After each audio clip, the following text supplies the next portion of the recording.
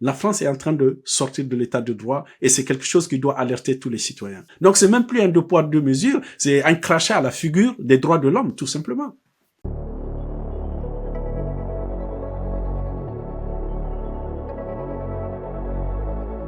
L'État français est devenu vraiment un vassal de la politique et de l'idéologie sioniste. À titre personnel, j'ai réagi à cette condamnation par un constat amer en me disant que décidément cet acharnement judiciaire n'a pas de limite. La justice est aujourd'hui clairement instrumentalisée pour me faire taire.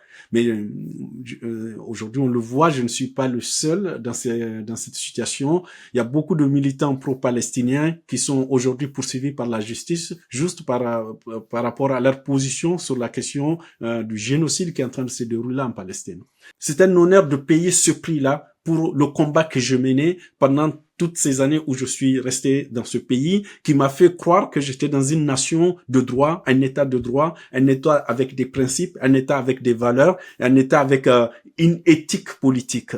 De me voir aujourd'hui expulsé vers le Niger, qui est en train de se battre pour obtenir justement son indépendance de la France, pour moi, la boucle est bouclée. C'est la tête haute. Et d'ailleurs, c'est ce que j'ai dit à chaque fois quand je me suis retrouvé devant les tribunaux sur cette question.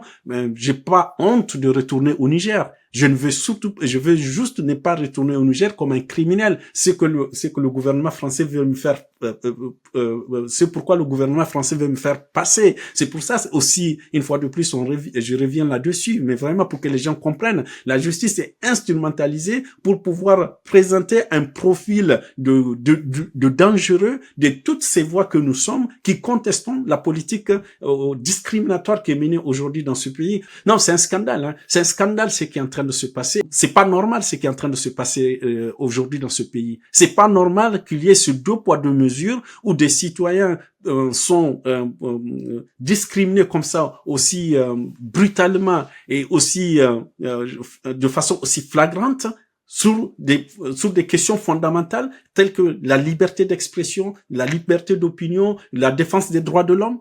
Et que dans le même temps, des citoyens font l'apologie du terrorisme, l'apologie du génocide, ils font l'apologie du racisme le plus crasse, et il n'y a aucune réaction de l'autre côté. Et donc on n'est plus dans une société démocratique au regard de ce qui est en train de se passer. Et la situation aujourd'hui des musulmans en France devient vraiment criante.